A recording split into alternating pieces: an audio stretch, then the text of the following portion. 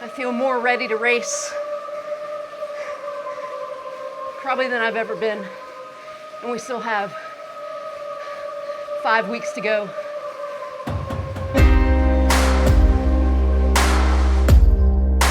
Today's workout is probably one of the most demanding, longer bike sessions that we've had.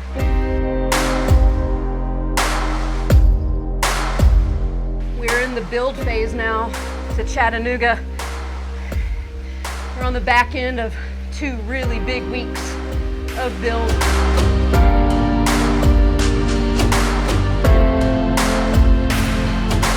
Today's session is 2.5 hours, and the main set is 30 minutes above 70.3 effort. I'd say we're probably about 85% FTP for 30 minutes, and then a 10-minute recovery, 3 rounds through.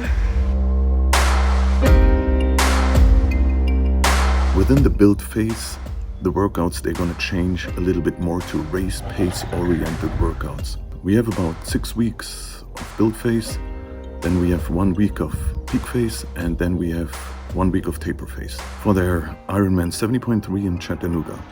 I like it. It's a good kind of hurt.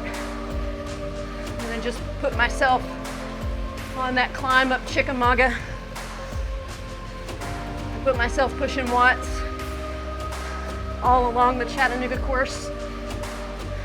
Within the build phase, we want to get the athlete to be comfortable with whatever pace they expect to do on race day. For Team Saunders on the bike, that means in between 80 to 85% of their FTP, and they should train their body and their minds to get used to how it feels working at that race pace and not to overshoot or not to underperform at the same time. You have your electronic gadgets in front of you, you see your power meter, you see your heart rate, but at the same time you need to be able to actually feel what it means to work at that intensity. Your battery could go dead or your sensor's not working, so therefore you need to know how will it feel when I work out at the intensity I can sustain for 2-3 hours depending on how long you're going to plan to be on the bike. So that's why it's important to train this. At the same time, 3 times 30 minutes. We don't want to do the whole stretch at once because the recovery time would be way too long. So we're going to have 30 minutes and then we're going to have 10 to 15 minutes in between where the athlete can recover, regain a little bit of strength, get the heart rate down a little bit, and then go back again at race pace or at race wattage, whatever you're racing, whatever your plan is to execute on race day.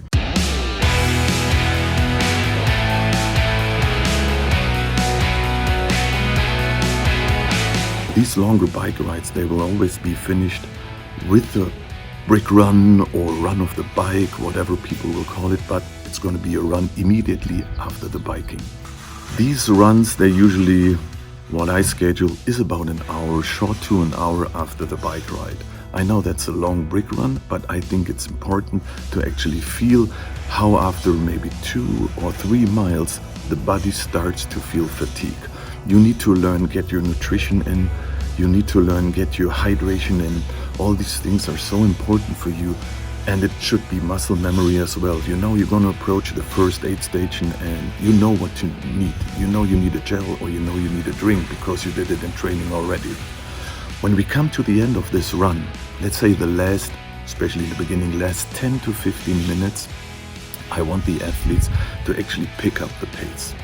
So at that time, we're going at least into race pace. Our body's fatigued. We had a 3-hour bike ride.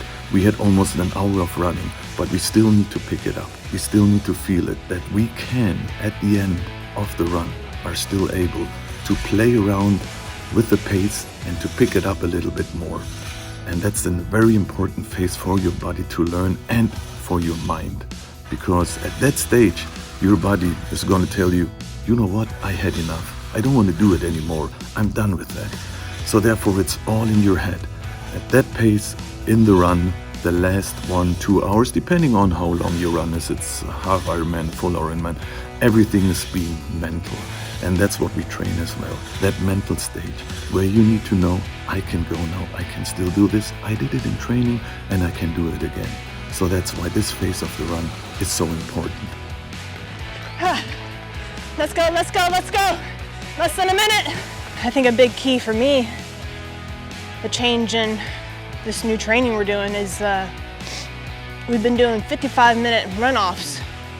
I've never done more than a 45-minute runoff, and typically they were shorter than that. And having these longer, harder at the end runoffs after a long bike, I think that's could be a good key for me in an actual race, because it never failed. You know, a third of the way into the half marathon, I start bonking, and not necessarily bonking because nutritionally I felt fine. It's just my legs just didn't have it, and I think this training is going to be key to help me keep going at the rate that I want to keep going.